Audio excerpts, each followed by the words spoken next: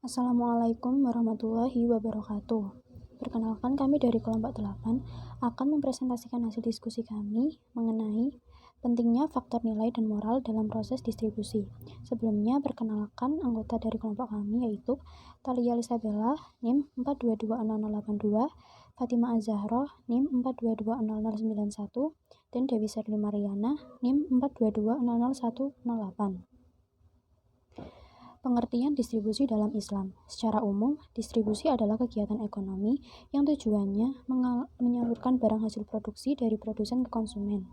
Distribusi pendapatan dalam Islam merupakan penyaluran harta yang ada baik dimiliki oleh setiap individu ataupun umum kepada pihak yang berhak menerima yang ditunjukkan untuk meningkatkan kesejahteraan masyarakat sesuai dengan syariat. Konsep moral dalam sistem distribusi pendapatan Islam.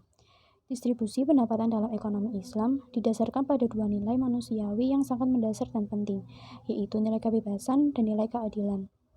Pendapat ini didasarkan atas kenyataan bahwa Allah sebagai pemilik mutlak kekayaan telah memberi amanat kepada manusia untuk mengatur dan mengelola kekayaan disertai kewenangan untuk memiliki kekayaan tersebut. Sektor-sektor distribusi dalam pendapatan dalam Islam. 1. Distribusi pendapatan sektor rumah tangga.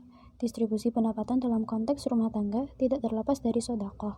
Sodaqoh dalam konteks terminologi Al-Quran dapat dipahami dalam dua aspek, yaitu sodaqoh wajibah dan sodaqoh nafilah.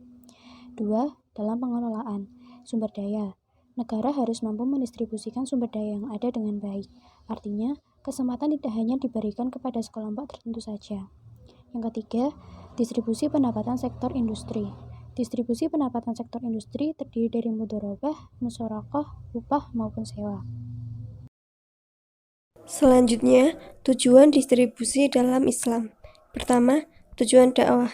Yang dimaksud dakwah di sini adalah dakwah kepada Islam dan menyatukan hati kepadanya.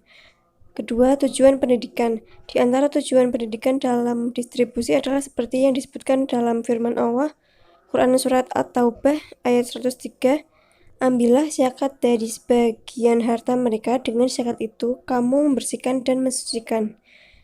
3. Tujuan sosial, memenuhi kebutuhan kelompok yang membutuhkan dan menghidupkan prinsip solidaritas di dalam masyarakat muslim. 4. Tujuan ekonomi, memberdayakan sumber daya manusia yang menganggur dengan terpenuhi kebutuhannya tentang harta atau persiapan yang lazim untuk melaksanakannya dengan melakukan kegiatan ekonomi. Distribusi dalam Islam, zakat, waris atau warisan, larangan penimbunan. Dampak distribusi pendapatan dalam konsep moral. Dampak yang ditimbulkan dari distribusi pendapatan yang didasarkan atas konsep Islam antara lain, distribusi dalam Islam akan menciptakan kehidupan yang saling menghargai dan menghormati antara satu dengan yang lain. Karena antara satu dengan yang lain tidak akan sempurna eksistensinya sebagai manusia jika tidak ada yang lain. Dalam Islam, distribusi tidak hanya didasarkan optimalisasi dampak barang tersebut terhadap kemampuan orang, tetapi pengaruh barang tersebut terhadap perilaku masyarakat yang mengkonsumsinya. Negara bertanggung jawab terhadap mekanisme distribusi dengan mengedepankan kepentingan umum daripada kepentingan kelompok atau golongan, apalagi perorangan. Negara mempunyai tanggung jawab untuk menyediakan fasilitas publik yang berhubungan dengan masalah optimalisasi distribusi pendapatan. Selanjutnya akan dibacakan oleh Dewi Serli Marliana. Assalamualaikum warahmatullahi wabarakatuh. Saya Dewi Serli Marliana, NIM 4220108, ingin melanjutkan presentasi dari Thalia.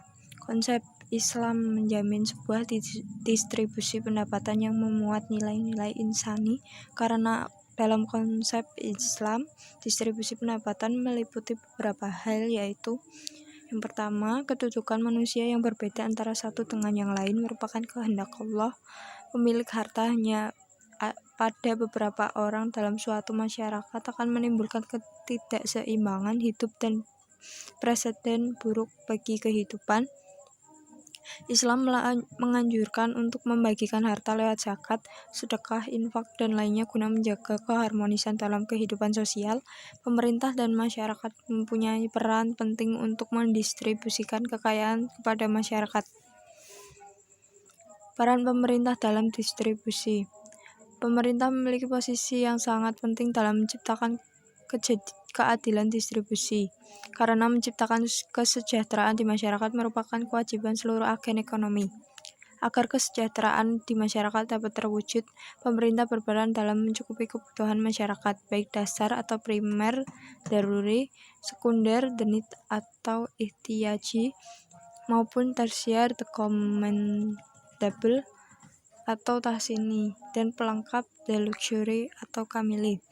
Peran pemerintah dalam distribusi diperlukan karena pasar tidak mampu menciptakan distribusi secara adil, serta adanya faktor penghambat untuk terciptanya mekanisme pasar yang efisien, dan hanya pemerintah yang dapat menghilangkan hambatan tersebut dengan kekuasaan dan wewenang yang dimiliki, baik karena ketidakmampuan atau kurang sadarnya masyarakat. Pemerintah dituntut untuk melakukan intervensi guna menjamin terciptanya kondisi yang mendukung mekanisme pasar berjalan secara adil. Ini dapat dilakukan dengan membuat peraturan yang mengikat dan tegas. Di samping itu, pemerintah juga berkewajiban mendorong lahirnya sikap dan moral yang dihiasi oleh sikap kejujuran, keterbukaan, dan keadilan untuk menghasilkan persaingan dalam kebaikan, sehingga pada akhirnya melahirkan mekanisme distribusi yang adil bagi masyarakat luas. Pemerintah juga berperan sebagai penjamin terciptanya distribusi yang adil serta menjadi fasilitator pembangunan manusia dan menciptakan kesejahteraan masyarakat. Sekian dari kelompok kami. Terima kasih. Wassalamualaikum warahmatullahi wabarakatuh.